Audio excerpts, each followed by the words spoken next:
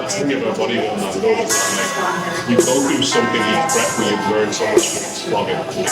The top ones there, but that's other ones at home. That's a couple of swords and bits and pieces still at home. So that is impressive. Wow. That's 2014. Yeah. You know what I mean? So 10 years. What's 2014? Since 2014. Okay, yeah. Okay. Yeah. Well, actually, one of the members is supposed to be making. So if Johnny sees this, he'd get on it. He's meant to be making us a new cabinet and stuff as well. So it's been talked about a wee bit too long. Yeah. But yeah. So Edel, her trophies are at the top. She started competing as well. You can see the picture of Edel up at the top there. Amazing. And she hasn't competed since, I think it was 2019 maybe. So she might come back. We'll see. Yeah. And then the rest is just... It's very impressive. Mine. I've never seen a trophy cabinet this size.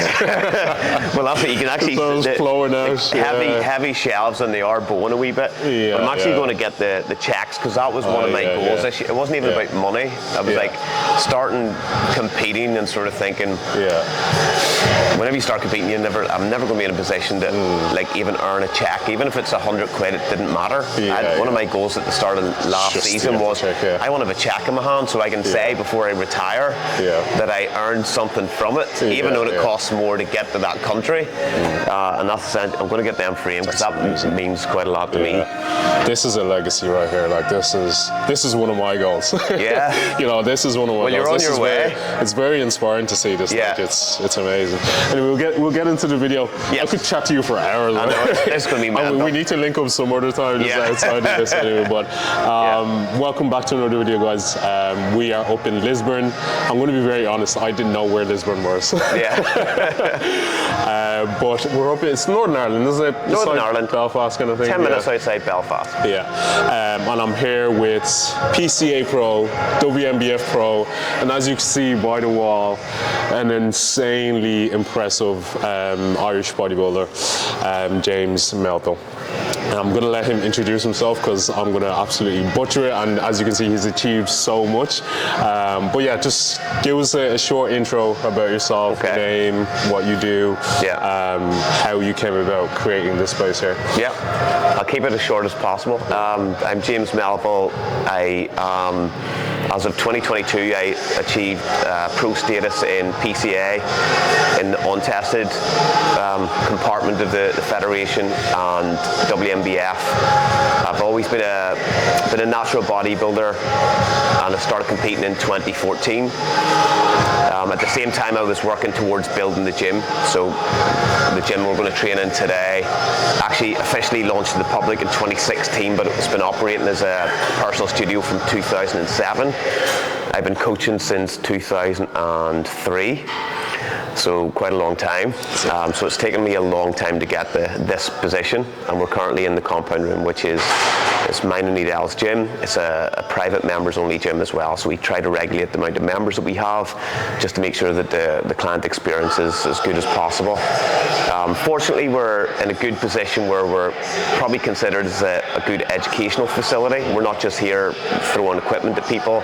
We're here educating a lot of people that know not too far off what I know. You know, they're very educated people. So that's pretty much it. This season I'm out after a fairly successful but hindered season in 2024. Fairly successful, very successful. As I was saying to Emmy there, I suffered a bit of an injury to prolapsed discs before the first show of the season, and then it was literally just trying to avoid going down the plug hole before the end of the season. Fortunately, we got through it. We achieved a few bits and pieces there, and then conclude the season, and rehab begins. So now off season has commenced, and hopefully I might have one more year. I'm closer to retirement than the beginning, put it that way. So my body's telling me that I'm almost done. But I have a few more bits that I would love to achieve before I hang it up. So maybe 2026 might be the last one. Look out. That's amazing. Amazing.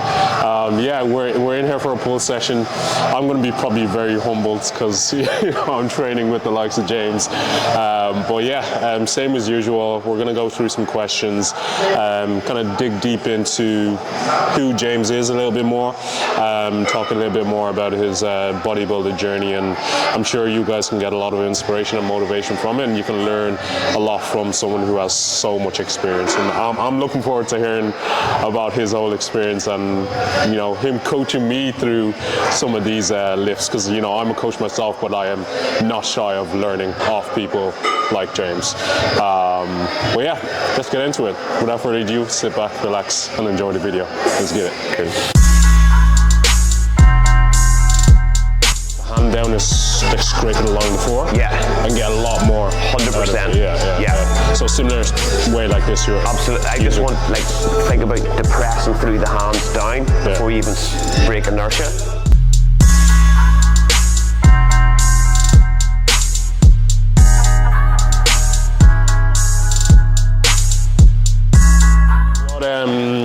What's your volume like at the moment? Like how many sets roughly per movement would you do?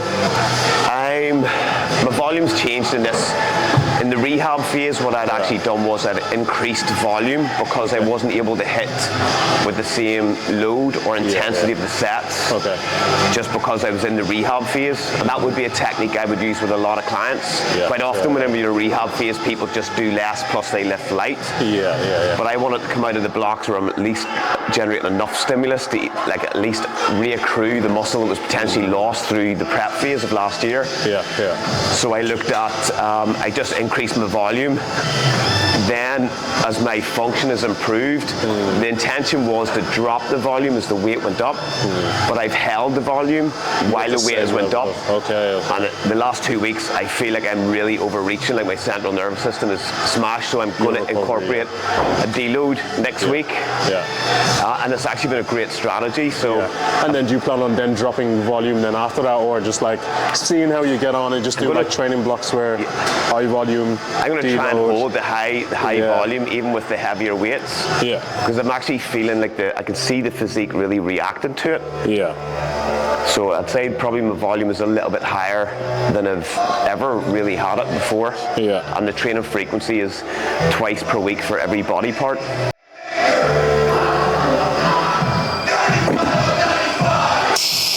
There, but really cool cue that I got of James, that, you know, even on the eccentric, he's trying to almost like slide the hands down, and the mind muscle connection is just absolutely crazy. Like, I'm feeling every portion of the movement, the eccentric pause, the concentric. So yeah, really good piece of advice there. Very nice. I find that people almost exclusively align their cues with their concentric phase. Right? So, and I say it, so if we look for an example, like a rear fly is a perfect example. So people will cue down, depress, but then as soon as they go into the negative, they're thinking forward. So generally, in most scenarios with biomechanics, the cue that's good for the concentric is also good in reverse on the eccentric. It takes a bit of practice to put that in. And I don't know if you notice yourself, like, that the better the eccentric, the better the contraction is going to be. Better contract, like especially on something like a press, for example. If you're very shaky on the way back, that way forward is not going to feel as good. Like, you're not going to get as much control. 100%. Pressing forward. So. 100%. I think the accurate, I say a good negative is a good positive. So if you can get that a little bit more, but people just think that if I go slow with the negative, that creates the eccentric stimulus. That's only the case if you're retaining the stimulus in the muscle you're trying to target. I think a lot of people confuse slow with controlled. That's the difference. You know, because you're losing form, but you're doing it slowly, it doesn't mean it's a good eccentric. 100%. So that's but you kind of won't know that until you have a good bit of training experience, and that's what I tell like all my beginners looking to get into the gym. Like, don't hyper focus too much on these little things. Like, focus on like training intensity and just general setup, but then also know that there's nuances to it, and then just be conscious of it as you like increase in training years. So 100%.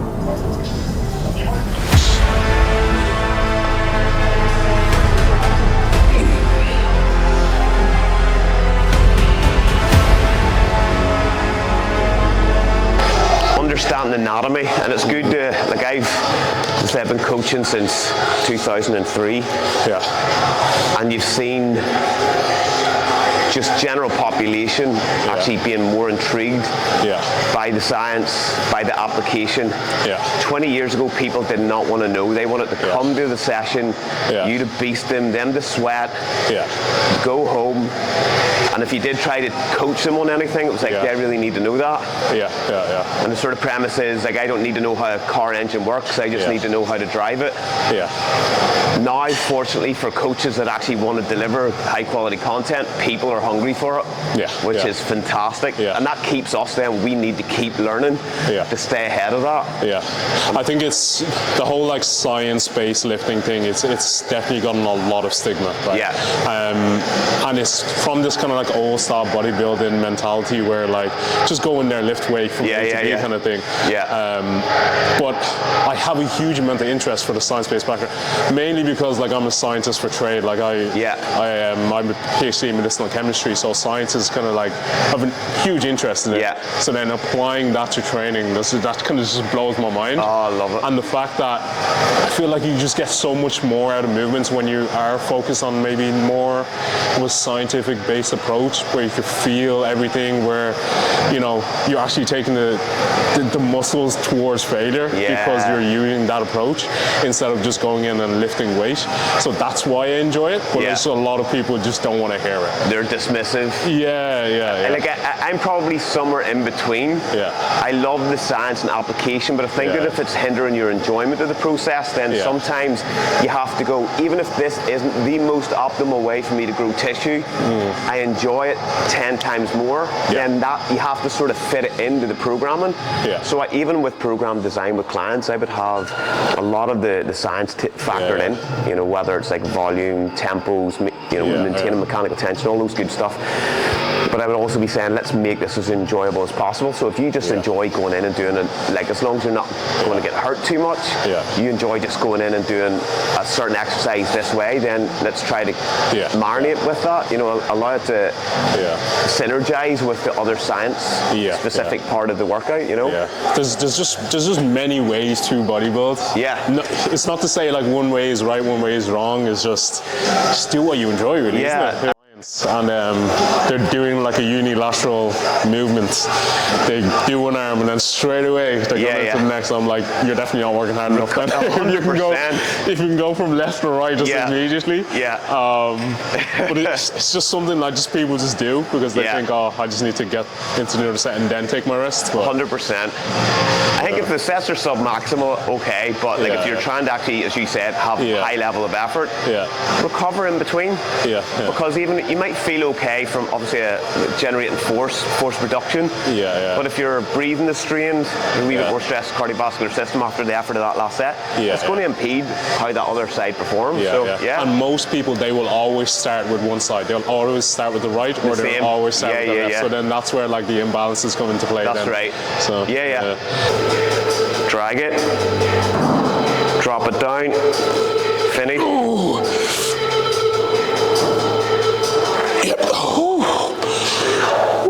That was the set. Now we'll start it. I have to have this in my rotation. Unlucky, I don't have this piece, but it is a good feeling, isn't it? This is nice, I always like another thing in terms of setup. I always think, like, particularly if you're going to unilateral, the side you're going to contract, the side you're going to work, make sure it's that foot that's actually pressing into the foot plate. So even on the left side, I'm going to have a little bit more pressure through the left foot. Obviously, we have origins in the iliac crest, so if we're trying to create better stability of the pelvis. And is that to stop that shift from the body once that foot is planted? And if we look at, so if I'm doing a dumbbell row, I would do exactly the same. If I'm rowing to the right side, my right foot's forward, and that's the one that I'm going to like load my weight on. And it's just simply to minimize spinal rotation. If we look at the function of the lat, it's got very little to do with spinal rotation. Keep packing it.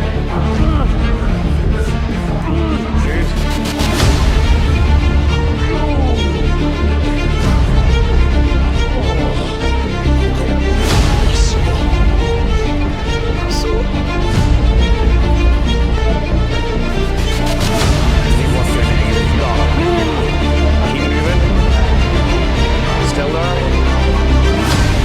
Work hard on that negative.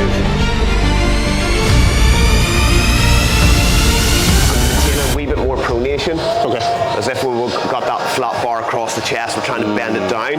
Yeah. So we can get the lat a little bit more into the teres major as well. On the eccentric, I want you to try and keep them outside that line. Instead of bringing it in, It just means we can maintain a wee bit more activation out of the short position at the bottom. That's the money. Lovely.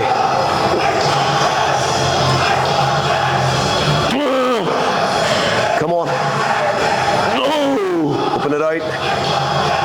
Yep. Oh. They were popping. That makes a huge that makes a huge difference once you connect with that cue of like opening it out on the eccentric. Even again, that's like an external cue, an action outside of the body. And even with a standard lat pull down, the shoulder blade is trying to upwardly rotate. But as soon as it upwardly rotates, then you're losing the depression quite often. So the shoulder blade is just going to rotate upwards on that axis.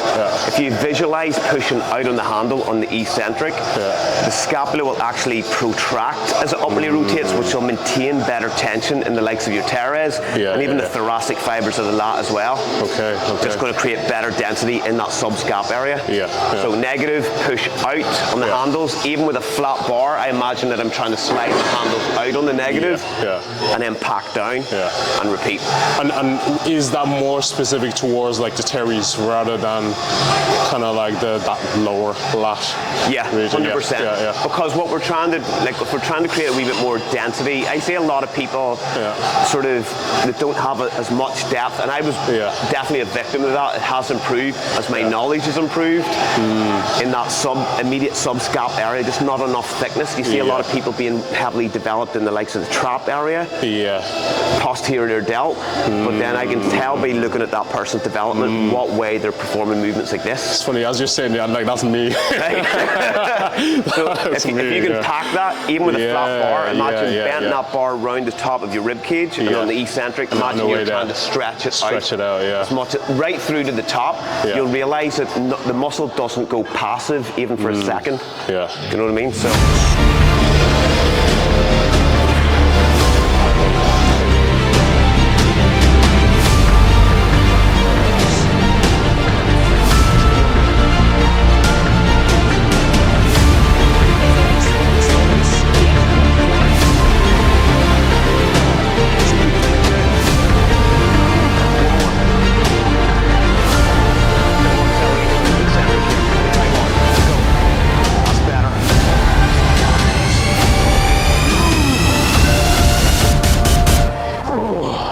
So what's the plans with you? Are you competing this year? No, this is the first year where I'm actually just taking the off season. Right, nice. I've always just like competed year, but I think for me, I just want a little bit more muscle maturity, a little bit more density, because like I'm almost there. Like my goal is to go pro and compete with the pros, but like honestly, I don't think I'm there yet. Like I probably could have gotten my pro card last year, but I just kept on competing, kept on showing up, but I just had to cut it short, being like, okay, what is my overall goal? Is it just to get the pro card? Like for me, it's not. No. It's to be able to compete with some of the best in the world. That is my goal. And the pro card is just kind of that passport to get there. So I was just like, let me take a year off, just grow. Because like I responded quite quickly. Like within the 6 months in between the last 2 years, like my physique developed so much. So I'm thinking like a whole year of that is going to make a world of a difference 100%. to my physique. So I think the patience pays off. People put so much precedent to they want to earn the pro card, even if they're not ready to compete as a pro. That's the thing. And I'd competed 5 years before it even entered my mind about a pro card or me being good enough to win that pro card. And it was like from 2018 I'd won my first British title with BMBF, and it was like, you know what, I'm not miles away from the guy the guy that won the pro card was phenomenal, but I was like, I'm not miles away. It's more areas I need to develop to match him, not like the entire physique. And the condition was probably the best of the show. I was like, so I know how to bring that. Let's just get a wee bit more muscle on. And it took me time, so it was like 4 years after that. And I'd won another British title, missed out on the pro card again. And then went and did the WMBF Ireland 2022. And the PCA pro card was never on my radar. radar. But it just like happens, she had put me in for the PCA Welsh show and didn't tell me. Yeah. And that was my first show of the season in 2022. Yeah. So the Blessing in disguise. I was trying to book clients in. She goes, don't book clients in next weekend because we're going to Wales. Yeah. So I did the PCA Welsh and somehow won that. There was actually a couple of natural bodybuilders competed at that show as well. Okay. Morgan, he had come up to me before the show and was congratulated me. Yeah. And I was like, this guy, I didn't even know him. I'm like, he's taking the piss here. I went on and won that, and then I wasn't going to do the Brits because I went, the standard's just too high. And she's like, you're doing it. Yeah. And then I went, and then it came down to me and one of the guy that placed second, and it was like, there's 1 point difference between, and in my head even then I was like going, well, second isn't that bad. And then they called him as second place, and I was like, no way. Still didn't know I'd won the pro card. And then as I was about to lift the trophies off, they said, oh, one more photo and come walking out with the pro card. And I was like, what is going on? And then competing in the PCA as in the pro division, I literally, some people will say it, I promise you I had no expectation. I was like, I could possibly finish last, but as long as I'm happy with what I'm bringing. And then knowing that you're at least at pro level, you're competitive enough, I think that was a good feeling. How do you deal with losses? Because for me, right, like I've lost out on the pro card 4 times. I've been in 4 overalls, and I've been just short. Like me and one other person, that other person's always got me, and it's always like condition or muscularity. But I think any other person would be like, okay, this maybe is not meant for me, or maybe I'm not good enough. But like, what is your mentality when you do lose? Like, do you take that as feedback? Do you go and, you know, work on what you need to work on and then come back, or? 100%. Don't get me wrong, like, losses hurt. You know, like if you're missing out on something that you've really put as that's my monumental goal I want to achieve, and it's just you're there, you're knocking on the door and you keep missing. I think like as long as because you have like a theoretical, you're bringing it back to the lab, the gym, sort of going, right, well, if those are areas that I need to develop, I know how to do it. So I always had faith not just in my genetics, which I think are okay, but my knowledge I felt was going to be the card that I needed to use to actually take me to that level, and eventually I would get there. However, what age are you? 28. Right, so my lift, like I've only kind of been lifting, I say people I'm old, but like I've only been lifting like 6-7 years, crazy. Probably seriously. So I'm still relatively new and young when it comes to bodybuilding. Well, I'm 44. So I was very aware. I was like, the sand timer is running out. Do you know what I mean? For me, I didn't want to turn pro as a masters.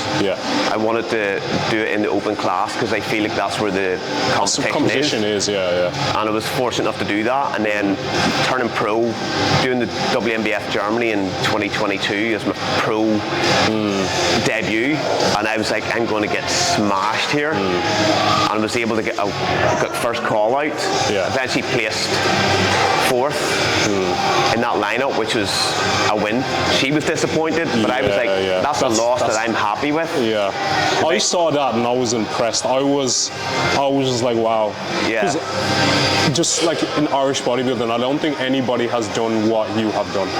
I might be wrong, I might just be young in the whole space, but I don't think anybody has achieved what you have out of Ireland. That for me was impressive. I was like, to go to Germany and to place and be in the top conversations, that's a big deal. Well, that's what I mean. That loss gives you direction. I was happy with the result, but as I said, my plan was to come back 2 years later and win. And to be able to do that last year, and that was my first pro win, was on that stage against, at that point, the current world champion as well. It was like, you know, I couldn't have been happier.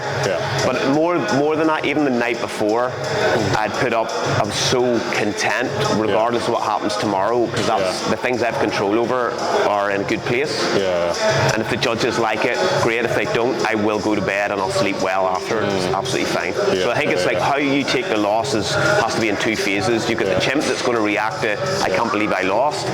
but then you have to humanize it and sort of go, it's okay, I'm going to learn more from this than if I won. Yeah. That's so, like, I feel like I've learned a lot more from my losses than the ones that I've won. Everybody says the same. As soon as you win, you're already thinking about what's next. As soon as you lose, you're trying to work out, why did you lose? What could you have done better? Was there anything you could have changed? You don't ask those questions when you won.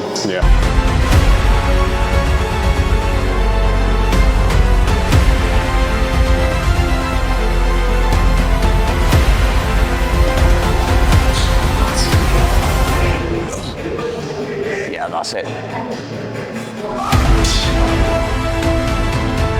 You're going to have two main loading points of contact. You're going to have your hand and your foot. You want to almost like line it up equal the amount of pressure through here and here.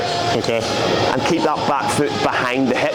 All my guys that are on prep, is that like you confuse discomfort for your failure point when you start dieting. 100%. Because it feels just uncomfortable, and it feels like, you know that feeling in your off season where you're strong, you're approaching failure? You almost get that same feeling, but a lesser or when you're in prep. So it's just kind of like just to push through it. That's right. Because I feel like if you bow into that, you just keep dropping reps every single week. And the goal is muscle retention, especially as a natural. So like, if you're not having that correct mindset into your sessions, it's not going to be successful prep. 100%. You know? It's good advice. Anybody in that prep phase needs to listen. So I said, like, people put too much on. It's how much we move. As we discussed earlier, it doesn't matter. As long as effort is high and tension is maintained. And I was a prime example. I was able to retain my muscle at the back end of prep.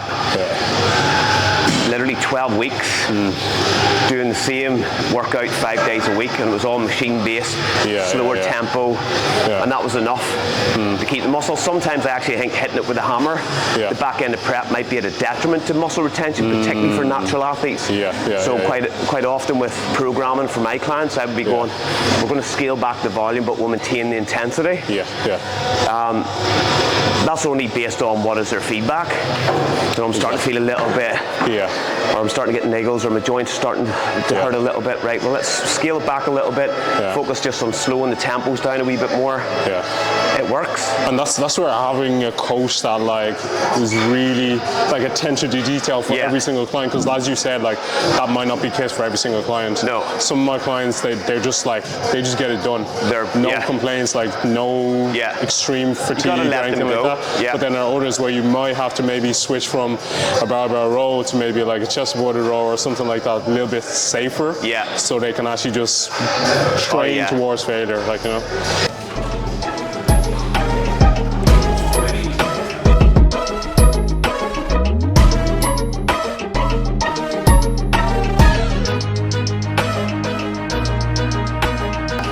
Scapper traction, lift that chest at the top. Good, give me one more. All you got. And then we're going to go. Take these ones. I want you going a little bit slower, concentrically as well. Pull from here, slower than that. Even on the concentric. Velocity, particularly with the heavier weight, you're still accelerating the weight in the lengthened position, which, you know, as we know, quite a lot of science is pointing towards that being the most stimulatory part. So for me, if you're lifting a wee bit heavier, as long as the origin of effort is where you're trying to target, and that's why we're saying if we're accelerating, we can't be thinking about the speed or velocity of the weight. Instead, it's the speed of that initial engagement, which is going to facilitate the acceleration of the weight. And if you can get that clean, perfect. Then as we drop that off and you're starting to compromise a little bit of the active range, go a bit lighter and try to pull the whole way through. It's just a great way to, it's not like a basic drop set. We're only reducing weight so we can do two things: prolong the set, but also maintain higher integrity for your mechanical tension, just a little bit slower the whole way through that range. And like when, like say if you're programming for a client, how do you make the decision that maybe we need some intensifiers in there? Generally, I would reserve those mostly for the back end of a mesocycle as they're in an overreaching phase. Yeah. And it's just like another nail that you're trying to put into their central nervous system to force that adaptation once they go into their deload week. Yeah. But quite often in the initial phase, even with the more advanced athletes, I would be saying just sort of straight sets are absolutely the best thing. Yeah. But if you're trying to accumulate increased volume without adding more time to those people, because a lot of us guys, regardless if you're amateur or professional, you've full-time jobs, you've got family life. We can't spend 3-4 hours a day in the gym taking our time over everything. So we want more volume. These are great methods to use. So, and would you like program, because the way I sometimes program is like it's a back end of a session. You know, when I have a client who his training skills is a little bit high, so towards the end of the session, naturally fatigue would that be a little bit higher. So to keep the level of intensity high, I would program in maybe like a drop set or a muscle round or something like that. I think that's brilliant. My terminology is vulture sets. So like literally you're picking off the last bit of meat off the carcass. And whether that actually adds to that person developing muscle, I'm not there to debate that, but I think there has to be challenges within people's workouts, because it's that keeps them engaged with it, keeps it exciting, rather than just configuring to the same tempo and the same rep range all the time. So you got to make it a wee bit fun as well. The downside of that is now I have to try and do this set myself now. So.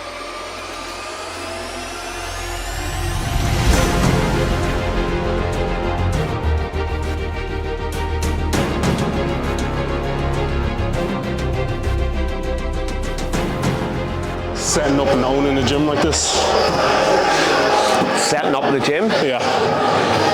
So whenever I started actually at the compound room studio running in the garage from 2007, but all my personal coaching money, because I had a full-time job in Belfast as a coach, but all my personal money out of the compound room I used to ship in equipment, put it in storage, and I started that in 2009. And it took me 7 years to get enough equipment to open the gym. The intention was to make sure that I had no finance or overheads other than the utilities that I was going to end up accruing. So 2015 actually I walked into the room and it was like going through my notes, what bits of kit that I had. It was like, I think I have enough to go. And then it was like finding the unit, which took close to a year. And then 2016 we were able to open. So, and then from there we've obviously relocated. We're in the first unit for 4 years. We're now into, going into our 5th year here. And we're still adding more kit with more pieces coming in, and we've done a lot of replacement. So that's what I was saying earlier.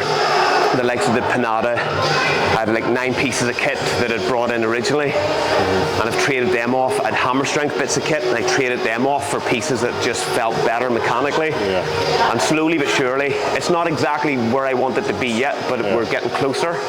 And then with the investment this year, with 3 more prime pieces, a few more Cybex pieces coming in, and the members are just really happy. It was a long process. People don't see that. It was 7 years. 7 years. My best friends didn't know that I was putting equipment into a unit. I didn't tell anybody. I walked around like a hobo. I was dressed not well all the time. I drove a 1998 car. Hadn't my house decorated. They're like, where are you putting your money? I was like, nah. And then it was like 2015. It was like, right, let's get this open. That's true passion and determination, though. That's Was this always your dream, or is this something that just kind of like naturally just happened as you got deeper into like fitness and bodybuilding? Probably I'd been coaching for probably 4 or 5 years before I was like, I think I can do that. Do you know what I mean? And then because I was taking roles of actually running gyms and managing elements of the gyms as well. So it was like, I'm doing this quite well. But then I was like a hands-on. I like in those gyms, I was like replacing cables. I was the DIY man. I was like the ordering parts that needed to be brought in. I'm looking after the members. I'm doing all the things that literally it's taught me the skills to run a gym. It's not just a matter of turning the key and filling it with kit. There has to be passion that's in it. And then like last year, for example, we have our black tie event at the end of the year called the Roomies, where we do an awards night for all the members. And we had like 120 members suited and booted turn up for it. Amazing. And it's because they just feel proud of being part of it, which for me, most of the time I just consider myself being part of it, not the owner. And I think that keeps you grounded. Like I scrub my own toilets, and I'll never not want to. I know that sounds weird, but I'll never not want to do that because I was there and it's beginning, and I'll probably still be here whenever it's finished. I don't know about you as well, because like with my business, I feel the urge and want to do everything myself. And I don't. It can be a good thing and bad thing. It can be a good thing because you have control of how you want it to be, and your vision is going to come to reality because you're doing the work. But then also, I find that, for example, investing in Nushin behind the camera and me not recording myself, that's an investment that's going to also build my business as well. So do you feel a sense of like wanting to do everything yourself? Or would you be open to having people come into the business to help you out with like certain different things? I always say like in business alignment, I think it's, if you have the potential, just run it yourself. If you own a business, you should know all the run-ins of it.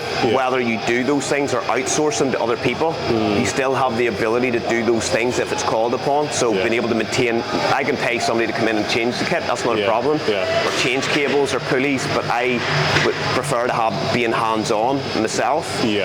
So, and even the other stuff, like we've got staff that'll like clean and to keep the place like really clean. But me and Idel, we're actively in that every single day as well. We all have our own cleaning rota, which I need to tick off my duties that day, as well as coach and run the background of the business as well. That's cool. That's good. And do you see this as the gym, or I don't want to divulge your future plans, but do you see yourself kind of like open up maybe different spots and have it almost like a chain, or just kind of this is the home kind of thing? That was the thing. Like people, even early on, people that had seen what we were doing, like members only, and how it was being run, they were like, oh, and the reputation we were developing, people were like, you should franchise this, you should open up a second, and then you can get somebody else in. But the problem with that is the success of the business has been quite a lot down to like me on some level and Idel. Like for me, my partner Idel, she's like the heartbeat of the whole thing. And if you can open up another unit that has the bricks and the equipment and all those things, but then won't have the same heartbeat, and that would be something that I'd be concerned with, that we would end up having to split from here just to establish that, which means you're kind of leaving here behind a little bit. So the intention is I still want to develop this space. So whether that's here, we've got the steels and all in that we can put more flooring in upstairs, or we can decide to relocate into a bigger unit whenever the time comes. So those are options that we're pursuing. You want that community feel. You want people to come in and be like, this is how the compound room feels like. So for me, the gym, it's never been important for it to be massively profitable. As long as there's enough rotating back into business to reinvest in new equipment, that's all that I cared about. Me and Idel's never taken a wage from the compound room since we opened 9 years ago. Not one penny. Everything's went back in. Our wage comes from us coaching, and then the online services that we provide as well, and that's done as okay so far. So inspiring. Very inspiring. Around with tempo like that? It's very, very interesting. It's different, isn't it? A lot of the guys I'm coaching online, so the way that I have always assigned tempos is 4-digit codes. So the first number is always your eccentric. And like, I'm always trying to think about how can you deliver as much information online to somebody without writing out an essay. So I'm like, your tempo, it could be, for example here, it could be 3131. The first number is always your eccentric. So people are visualizing, right, that's how that needs to move. If it's a 3 second negative with a 1 second pause on the end, 3 second concentric, and then a second pause, for example, 3-1-3-1, or it could be a 4-1-2-1, you know, change it up. But ultimately I want people to start visualizing, like kind of look up into their brain, their plan, how that needs to look before they commence the set. And then just try to align that.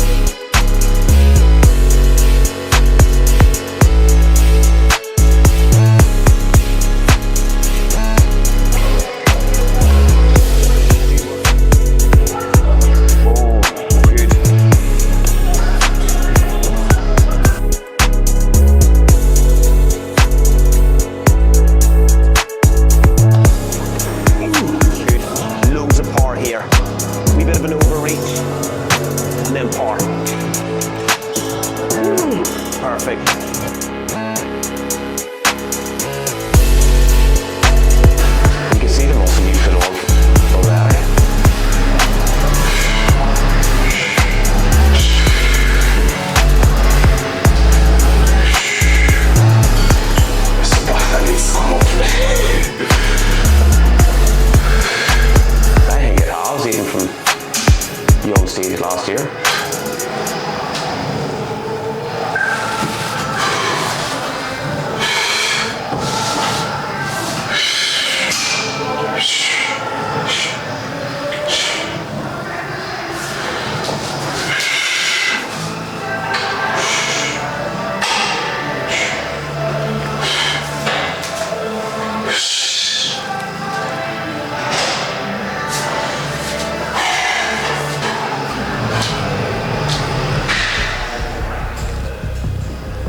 Yeah, for me you are already starting to look thicker here. Would like to see a wee bit more, Ron Boyd. Like we can see here is fairly, like, pretty well developed. I would probably like to see in that pose a bit more posterior delt as well. Kind of wee back lat spread, bodybuilding style. Good, and then just push the elbows forward a wee bit more. Yeah. But always make sure that before you like set everything, hips are set back, because in the trunks that's going to bring up more of that sort of rec fem as well, and up into the hip flexor just creates more detail up through into the hip. So set, and then once you've got the lower body, keep it active the way it is, and then just lift your chest up. I kind of imagine that if you were a puppet and you had strings coming through here, this is the main bit that we're trying to just sort of lift up and then drop in. And you always want the inner arm just to be squeezed against your kind of outer lat, because that'll keep a little bit more thickness in the arms as well whenever they're away from your sides. Good. And just hold that position. Again, keep the hips back a bit harder. Okay, so we'll go quarter turn to the right. So you're just going to turn. There's a couple of different ways people hit this, but I think for naturals, what you want is the back foot to be behind the front foot like that. So the heel, the foot closest to the judges, you want that heel in the hook of the other foot, which is at the back of the stage. And that just creates better thickness here. Then what you want to do is squeeze the left leg across the right so we can belly the hamstring a bit more. And once you have that, then you want to just keep that set and rotate your both shoulders across the line of the stage like that. So bring that right back. I want you to imagine you're holding a broomstick like that, and you're just going to bring that round. So we kind of want to have equal distance here to the hip, to the glute, and then from the hip to this hand is fairly equal. That's looking pretty good there. I want your hips going back towards that mirror, because what that's going to bring then is more detail, and that's probably useful even with the men's physique as well. It's just going to pop the spinal erectors a wee bit more, and that'll keep a wee bit more fullness in this lower area of the back. Plus, you've got good condition when you walk on stage, so that's going to just bring more of that detail out. Good, and then just push the elbows up a wee touch, and very slightly externally rotate these, just a touch, not too much. And then you want to just flex the wrists in, just allows you to don't close these off too much. The Compound Room logo is a perfect kind of example as to how much elbow flexion. You don't want to be in here, you don't want to be out at 90 either, you want to peak that bicep. And then you want the hands into the sides. I like kind of squeezing into the sides a little bit, and then once I've found that position, squeeze forward. We want to get that left leg right across There we go, popping that hammy, and then sit on the hip. So just drop the hip down. Good. The more that we squeeze this across here, I want to visualize that you're wringing out a cloth. Okay. So as the torso is turning, I have to work that out there, counterclockwise, you want your lower half going clockwise. Thumb, and then like as if I'm doing a tricep push down. Once I've got that, then it's just rolling the shoulder back, left knee across towards me more. Good. Now leave that where it is. That's looking really good. I just want you to try to get some more rotation here. So rotate through the spine. There we go. So you want to be able to see this from the judge's perspective.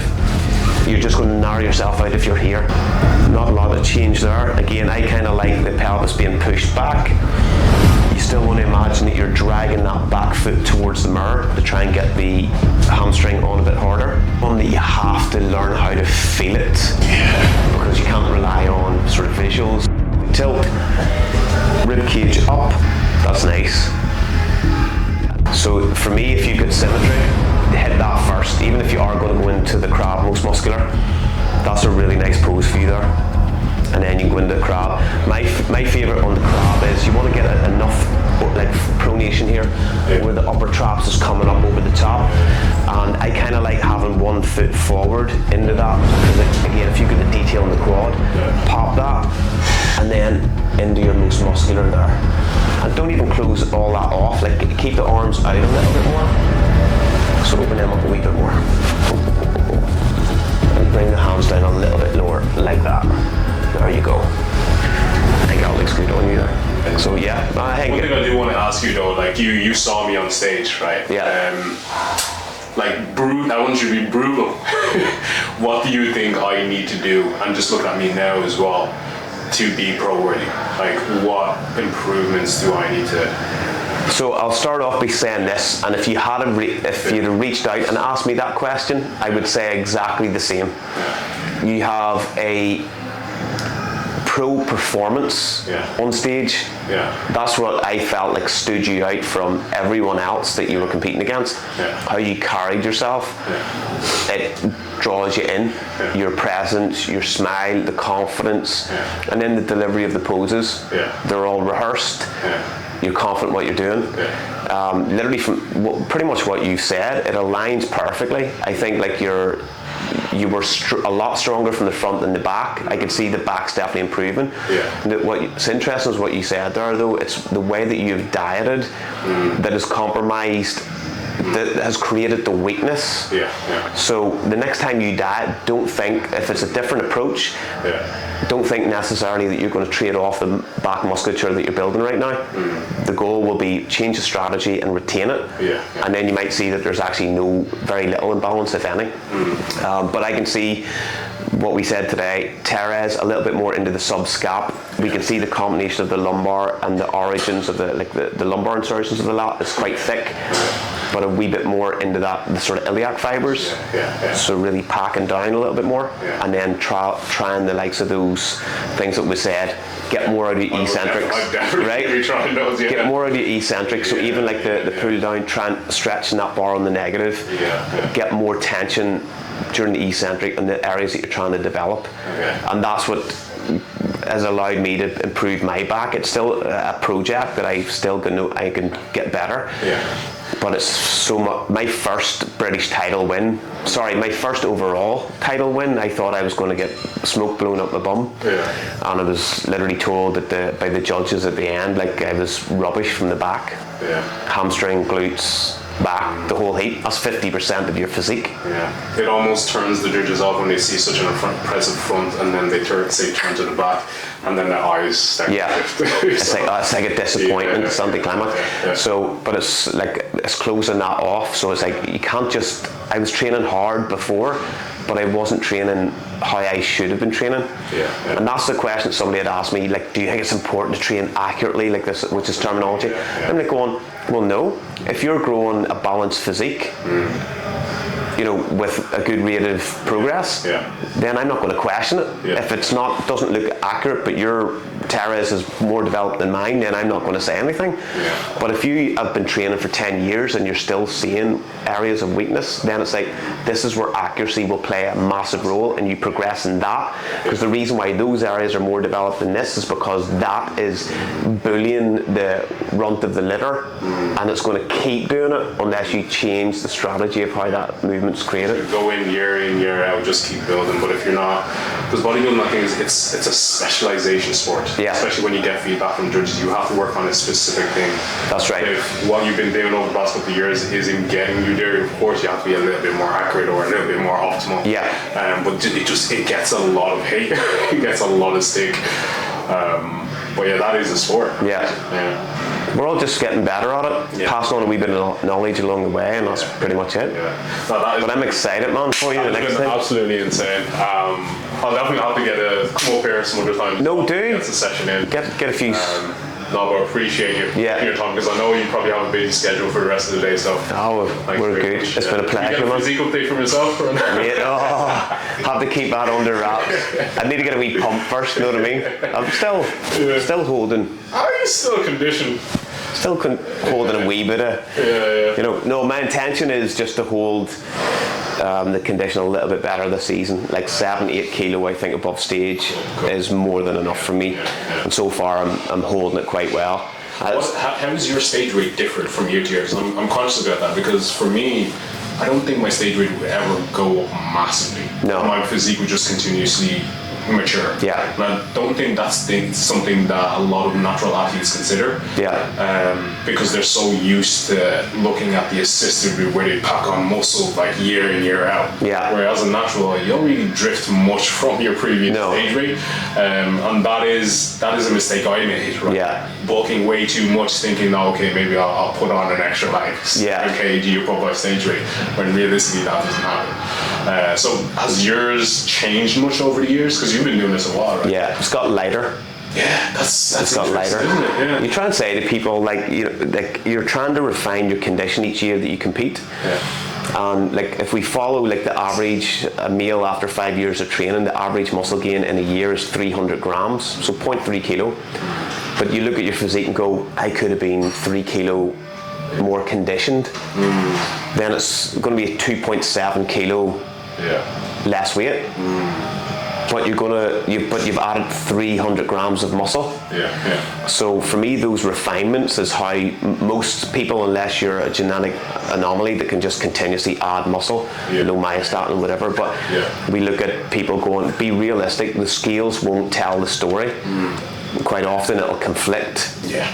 So be better, not bigger, is what, like the size will come in the areas that you want. Like you look at your physique, we'd love to be just slightly bigger everywhere, but even more bigger in the areas that we're weak. But ideally, once you get the training for 20 odd years, I'm just happy to retain the areas that I'm happy with and the little small areas. If I can put the 300 grams of muscle into the areas that I need, then that's going to change the physique the following year. So actually the first year I competed was 68.3 kilo, and my last year after 11 years of competing was 64.9. That's interesting. So 3.4 kilo lighter after 11 years of competing. But the two images, I looked completely different. 2-3 stone heavier. Yeah. It's not something I ever considered until I kind of looked at my 2023 versus 2024 looks on stage. I was pretty much the same weight, but I just looked so much denser and bigger like last year. And it's just so interesting, and it's like, okay, I kind of need to change my approach now. I kind of need to take a step back and focusing on not getting bigger but getting better. Well, you line that then with your off-season strategy. So if every off-season you're just getting heavier, which I've attempted myself, but then it's past the point of diminishing returns, you end up the following year, I'm going to have to diet all that off. So potentially the 300 grams you've added, you've dropped it off because you've had the diet for 10 months as opposed to 4 or 5. You've had the diet more aggressively as opposed to being more patient and having like maybe dietary breaks and things like that in. So it's definitely, the anecdotal has definitely taught me to be a better coach, because I've made mistakes that I feel like I could have made more progress in those moments. And now you're delivering that information to somebody in their their teens or early 20s, and I'm like, now you've got the next 25 years of just making insane progress. Yeah, that's insane. That's really cool. Yeah. I think we're wrapping up that movie. Just cut that right down. Cut it right down. But yeah, hope you guys enjoyed today. I hope you found this very valuable. I found it very valuable. I can't actually wait to watch it back and just take everything again. But yeah, I'd like to thank James for having us. Really appreciate it. But yeah, where can people find you? And you know, if people want to be coached by you or to kind of look at your journey, where can people go? Well, I don't really promote the coaching and stuff like, but if people do want to reach out, you can get me through James_W_Melville, so on Instagram, or you can contact the Compound Room page. Obviously, that's my gym here. You can contact through Instagram or Facebook. I do have a YouTube channel, but literally I only put up stuff which is like contest, like vlogs. I don't really put too much sort of informative stuff on. There's a few bits and pieces, but I'm probably I'm really inconsistent with it. So it's not something that I'm like putting as a primary, but you can go on there and check that out too on James Melville. Yeah. Brilliant. We'll wrap this video up later on, but yeah, go check out James. I hope you guys enjoyed today's video. I'll catch you in a bit for the outro. Alright, so that is us done. True reputation, about 3 hours of footage right there. So good luck to Oisin again editing this. Let's try and keep it to 40 minutes, keep that viewer engagement up.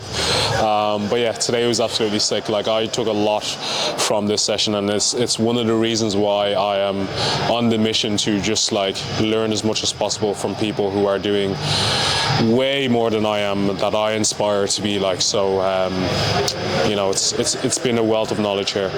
I've enjoyed it as well. 6th session.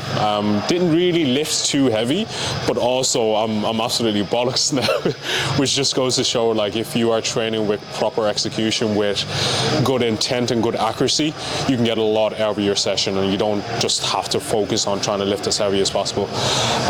But yeah, so the game plan for the rest of the day for me now is to drive home, an hour and a half drive home. But I saw that they have Chick-fil-A. Did you see that? I saw that they have Chick-fil-A. And the last time I tried Chick-fil-A was in the States. Absolutely insane. If you're in Lisburn, go to Chick-fil-A. If you've taken one thing from this video, when you're up in the north, go to Chick-fil-A. But yeah, I'm gonna stop by there, get a nice off-plan meal, and then head home to the wifey and to the kid, and then get to check-ins and get back to business. I like these content days because it allows me to kind of do something outside of just sitting by the laptop and doing check-ins and posting for social media. I get to actually go out and meet new people, learn new things, and take that knowledge and give it to you guys, and take that knowledge, give it to the coaches who are working under me, and give it to my own clients as well. And it'll allow them to progress their physique and do a lot better on stage or whatever they're hoping to achieve. But yeah, hope you guys enjoyed today's video. The next one is going to be interesting. I'm not going to divulge that information yet, but it's going to involve Oisin with probably a 10 kg bag of Monster, because it's going to be a long one.